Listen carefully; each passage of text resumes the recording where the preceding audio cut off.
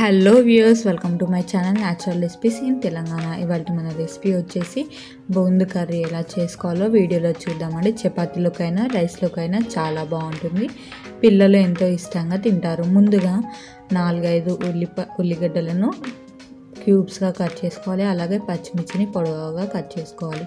Pan పెట్టి అందులోకి 2 పావుల నూనె పోసుకొని ఇందులోకి ఆవాలు జీలకర్ర వేసుకొని బాగా వేయించుకున్న తర్వాత ఇందులోకి మనం కట్ చేసి పెట్టుకున్న ఉల్లిపాయలు అలాగే పచ్చిమిర్చి ముక్కలు వేసేసుకొని కలుపుకోవాలండి.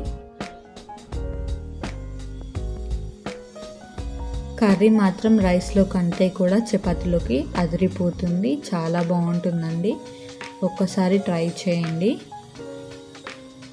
మా వీడియో కనుక నచ్చితే లైక్ చేయడం మాత్రం మర్చిపోకండి. అలాగే ఒక 2 మినిట్స్ కలుపుకుంటూ ఉండాలండి.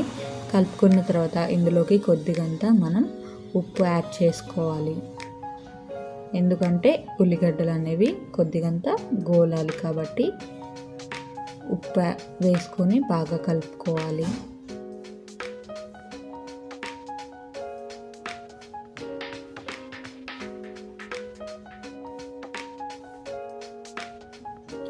వ్యూస్ బాగానే వస్తున్నాయి కానీ సబ్స్క్రైబ్ మాత్రం ఎవరు చేసుకోవడం లేదండి. ప్లీజ్ సబ్స్క్రైబ్ చేసుకోండి. ఇందులోకి అప్పటికప్పుడే ఫ్రెష్గా దంచి పెట్టుకున్న అల్లం ఎల్లిగడ్డ పేస్ట్ వేసుకోవాలండి. అప్పుడే టేస్ట్ చాలా బాగుంటుంది. ఎందుకంటే అల్లం ఎల్లిపాయ ఫ్రెష్గా ఉంటుంది కదా అండి, అప్పటికప్పుడే దంచుకుంటే అందుకనే చాలా బాగుంటుంది. టేస్ట్ ఫ్లేవర్ కూడా వస్తుందండి. కొంచెం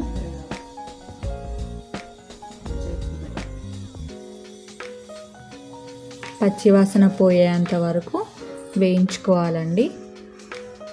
ఇందులోకి ఇప్పుడు 1/2 టీ స్పూన్ పసుపు వేసుకొని కలిపెట్టుకోవాలి.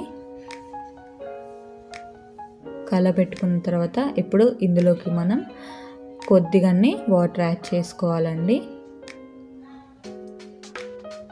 వాటర్ యాడ్ చేసేసుకొని మూత పెట్టి ఒక 2 మినిట్స్ 5 మినిట్స్ అలా మసలనివ్వాలండి. ఇందులోకి ఇప్పుడు మనం రుచికి సరిపడా ఉప్పు అలాగే రుచికి సరిపడా కారం వేసుకొని కలపెట్టుకోవాలి.